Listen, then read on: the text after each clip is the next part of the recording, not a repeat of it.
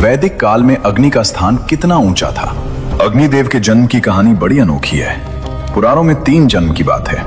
पहला जन्म आकाश में, बिजली के रूप में। जब बादल टकराते हैं और आसमान चमकता है, वो अग्नि का पहला रूप है। दूसरा जन्म वायु में, सूरज की रोशनी के रूप में।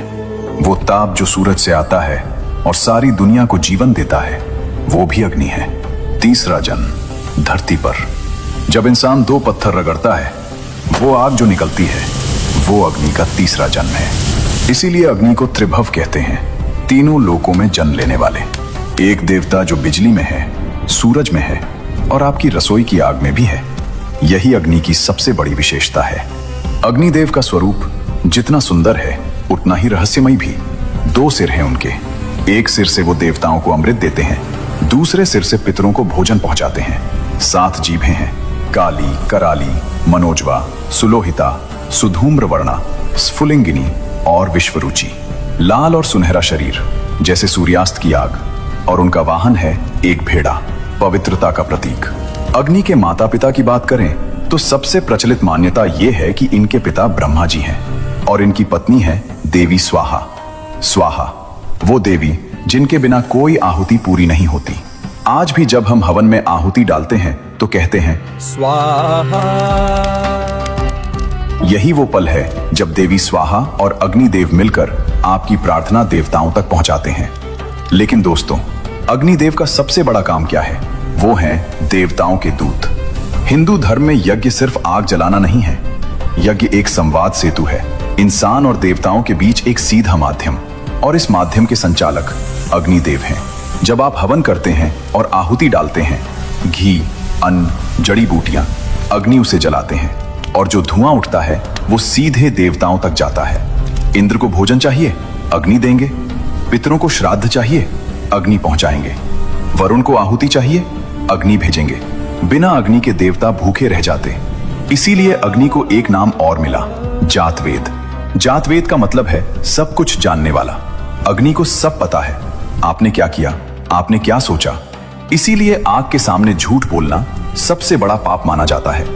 विवाह में अग्नि को साक्षी क्यों बनाते हैं? क्योंकि अग्नि सब देखते हैं, सब जानते हैं और कभी भूलते नहीं। दोस्तों, एक सवाल है, क्या आग भी बीमार पड़ सकती है? क्या देवताओं का दूत जो तीनों लोकों की आहुतियां संभालता है, वो कभी कमजोर पड़ सकता है? जवाब है हाँ, और यही हुआ था महाभारत के उस युग में। एक बार एक महाराजा ने यज्ञ किया।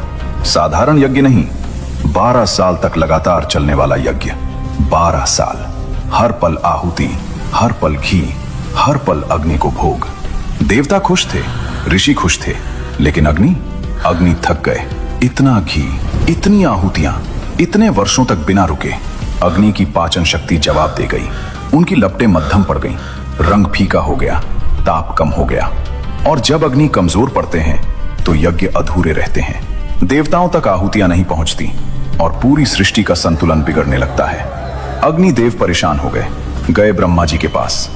पितामह, मुझे कुछ हो गया है, मैं पहले जैसा नहीं रहा।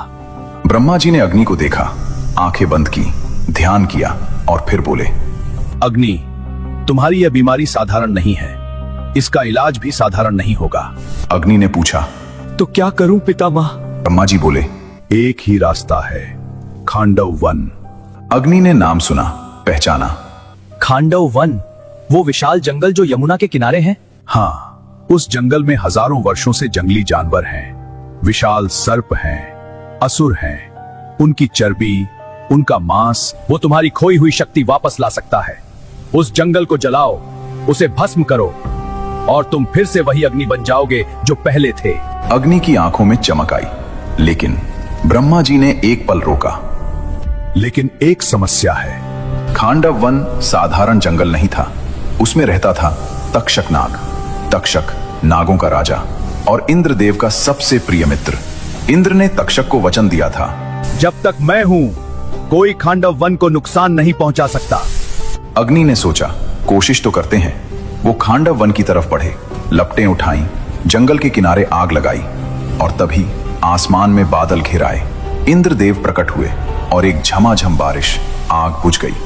अग्नि ने फिर कोशिश की, फिर बारिश, तीसरी बार फिर बारिश। ये खेल चलता रहा। 12 बार अग्नि ने कोशिश की, 12 बार इंद्र ने बारिश करके बुझा दिया, 12 बार। सोचिए, देवताओं का दूत त्रिभव अग्नि, जो ब्रह्मांड की पहली लौ है, वो 12 बार हारे एक देवता से, अपने ही साथी से। ये अग्नि की कमजोरी नहीं थी, ये अकेलेपन की हार थी। और तब अग्नि ने समझा, अकेले नहीं जीत सकते, मदद मांगनी होगी, लेकिन किससे?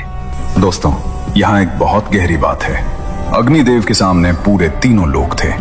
देवता थे, ऋषि थे, महान योद्धा थे, लेकिन उन्होंने मदद मांगी 2 इंसानों से, 2 मनुष्यों से, अर्जुन और कृष्ण।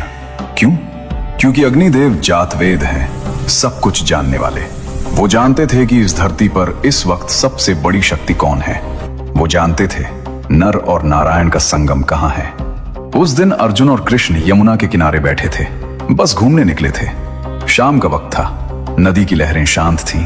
तभी एक ब्राह्मण आया, चेहरे पर एक अजीब तेज, जैसे सूरज की रोशनी हो। अर्जुन और कृष्ण दोनों ने उठकर प्रणाम किया। ब्राह्मण ने कहा, मुझे भूख लगी है, बहुत तेज भूख, और जो मुझे चाहिए वो कोई साधारण भोजन नहीं है। अर्जुन ने पूछा, बताइए, हम जो दे सकते हैं देंगे। ब्राह्मण मुस्कुराया और बोला, मुझे खांडव वन चाहिए। अर्जुन एक पल के लिए रुके। खांडव वन? लेकिन कृष्ण ने उस ब्राह्मण को देखा। एक पल, बस एक पल, और उनके होठों पर वो मुस्कान आई। वो मुस्कान जो तब आती है जब वो सब समझ जाते हैं। कृष्ण ने धीरे से कहा, हम जानते हैं आप कौन हैं। ब्राह्मण का रूप टूटा। सामने खड़े थे अग्निदेव, लाल और सुनहरे, तेज से दीप्तिमान। हाँ अर्जुन, मैं अग्नि हूं और मुझे खांडव वन जलाना है। लेकिन इंद्र बाधा डालते हैं। तुम दोनों मेरी रक्षा करो, मैं वन जलाऊंगा। अर्जुन ने एक पल सोचा, फिर बोले, हम तैयार हैं, लेकिन हमारे पास वो हथियार नहीं है जो इंद्र की सेना से लड़ सकें। अग्नि मुस्कुराए, वो मैं दूंगा। अग्निदेव ने वरुण देव, समुद्र के देवता का